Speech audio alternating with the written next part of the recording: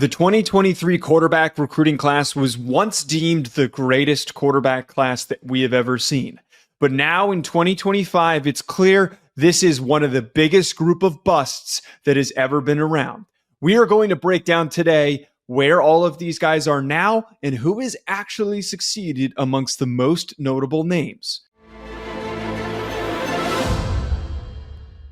Ryan, I remember pretty distinctly back in 2023 when this quarterback class was entering the sport, there was a lot of hype. There was a lot of buzz. I really thought that some of these guys were going to go on to change the sport. And now when we look back at it today and we dig deep, it is shocking how few of these guys actually, I can't even say lived up to the expectations, but actually started for the teams that initially recruited them. Well, I remember covering this recruiting class before it even got to school, and that was the running thought process about this group, was that this was going to be an extraordinary class and one of the best quarterback classes that we have seen in some time.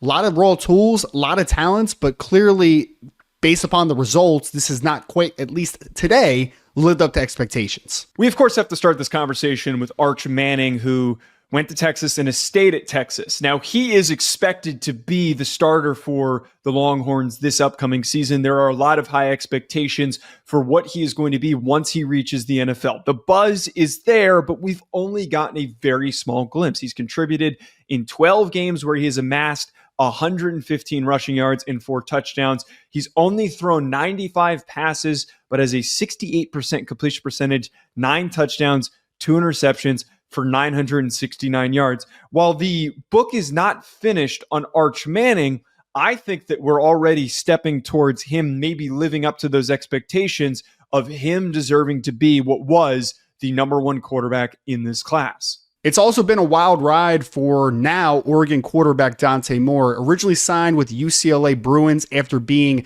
silently committed to Notre Dame football, as well as verbally and publicly committed to the Oregon Ducks. He had a little bit of some struggles in his first year under head coach Chip Kelly, only throwing 11 touchdowns, 9 interceptions, and completing just 53.5% of his passes. Ended up transferring to Oregon after that freshman year and backing up Dylan Gabriel in 2024.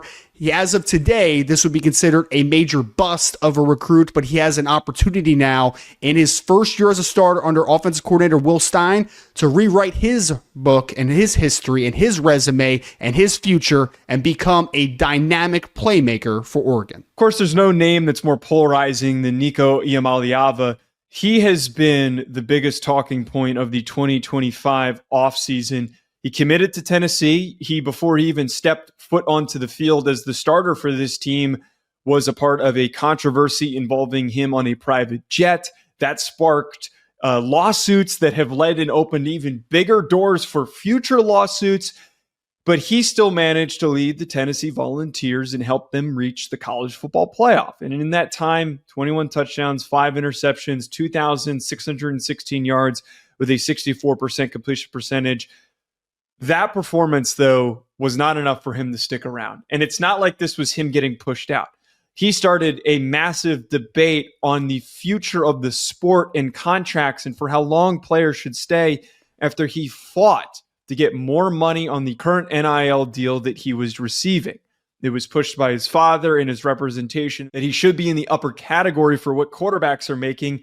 Tennessee stood their ground. It did not allow for him to stronghold them in that negotiation. He eventually, infamously, left Tennessee to go to UCLA. Now, he didn't play up to this big hype that was put out there for him. Nico, a lot of people expected he would go on to be the best quarterback in this class because he had all the tools, but was very shaky throughout his time at Tennessee. With the controversy that has followed him, it now begs the question if he can even reclaim and make up for some of those inefficiencies in his time at UCLA. One of the biggest busts of the 2023 quarterback class has to be now Auburn quarterback Jackson Arnold, rated as the number 8 overall player and number 4 quarterback on the consensus ranking. Arnold spent 1 year as the starting quarterback for Oklahoma, where he was eventually benched and then reasserted into the lineup. His numbers on paper weren't horrible, throwing 12 touchdowns, only 3 interceptions, but if you watch the film from 2024, you saw a very stagnated Sooner offense, and now he goes down to Auburn to potentially be the present, but maybe not the future, as five-star quarterback Deuce Knight in the 2025 class threatens his starting spot throughout the season. Will Jackson Arnold be able to reclaim some of the fanfare that he had from the recruiting process, or will he be just a blip on the radar for the stardom of Deuce Knight? More will be able to be seen in the 2025 college football season. Speaking of busts, there's none bigger than Malachi Nelson, who at the time was the number 5 quarterback recruit, the number 13 recruit overall. A lot of people thought that when he was going to USC, he was going to be the face of the program. He was going to be the next Heisman Trophy winner, the next great name to represent USC. But he didn't even come close to living up to that. He's only attempted 20 passes in his career. He only attempted 3 in Los Angeles before he transferred to Boise State, of all places. A lot of people thought, hey, Malachi Nelson, Ashton Jeanty, this could be a really exciting duo.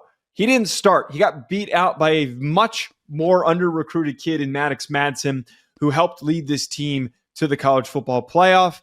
He went back in the portal. He is now expected to start for UTEP. Now, there's certainly a chance that he could change the narrative around him, but he fits the description of the biggest bust potentially in this 2023 class.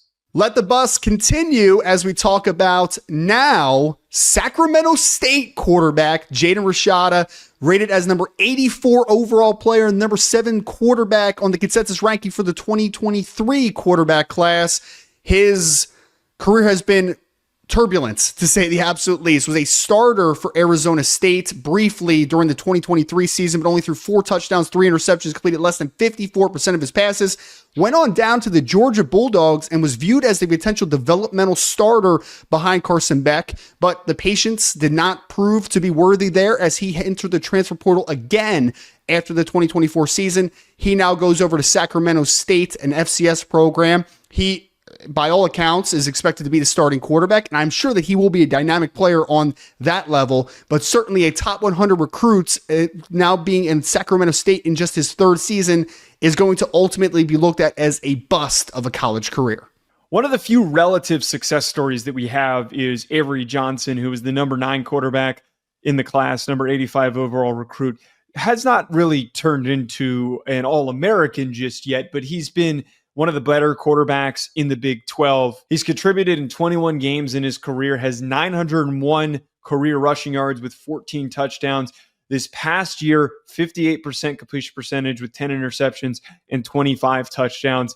A lot of work to be done there, but most notably, he helped his team beat Rutgers in the Rate Bowl as well as the Pop-Tarts Bowl in the winter of 2024. Avery Johnson has shown some bright spots and certainly some signs of improvement, but has been one of the few bigger names that has gone on to become a starter for their team. One quarterback in the 2023 class that is being hyped up by some as being a breakout star for the 2025 college football season is now Michigan State quarterback Aiden Childs, who was rated as the number 168 overall player, number 13 quarterback on the composite ranking for 247 Sports. He originally started his career with the Oregon State Beavers, playing for head coach Jonathan Smith. When Coach Smith left for the Michigan State Spartans before the 2024 season, Childs followed him. Now, he showed a lot of promise in his brief stop with the Beavers, but the first season as a starter for the Spartans was much more up and down, through 13 touchdowns, 11 interceptions, and a 59.4% completion percentage. Everyone around East Lansing is expecting a huge jump for a very talented quarterback who unfortunately was put into a pretty tough spot, but expect Aiden Childs to take a huge jump as he starts to hone in on his extreme talent as a 6'3", 210-pound dual threat quarterback with a whole lot of upside. Now, Sam Leavitt was pushed out at Michigan State, where he originally started his career as the number 18 quarterback in the class, but he was an exciting name from 2024 because of what he did at the end of the season for Arizona State, playing for head coach Kenny Dillingham. In 13 starts, he had 443 rushing yards and 5 touchdowns, 2,885 yards, 24 touchdowns, 6 interceptions, and a 62% completion percentage. He helped Arizona State pull off an unexpected turnaround where they finished as one of the hottest teams in the country, winning the Big 12 championship game, dominating Iowa State, and then going on to produce a thriller of a college football playoff performance against Texas, where they lost in overtime. A lot of hype for what Leavitt could be, maybe an expectation for the 2027 NFL draft, where he could be a first-round pick because he is one of the more athletic and dynamic quarterbacks in the country. Finishing up with arguably the most dynamic dual threat quarterback in all of college football, South Carolina's LaNorris Sellers was rated as the 256th overall player, number 18 quarterback on the composite ranking in the 2023 recruiting class. In his first year as a starter in 2024, he threw for over 2,500 yards, 18 touchdowns, and completed nearly 66% of his passes. Also accounted for over 600 yards and 7 rushing touchdowns. From the start of the year to the end of the year, we saw dramatic improvements from the 6'3", 242-pound signal caller, and now he heads into the 2025 season as arguably one of the potential biggest risers in the 2026 NFL draft class. Size, power, athleticism, and upside. There is no downside to the talent that Sellers brings to the table, and expect him to take the country by storm again in 2025. Folks, comment below. Who did we miss that you think that we should bring up here in the comments? And who do you think is going to be the most successful quarterback from the 2023 recruiting class? Hit the like button and subscribe. We'll be back with more.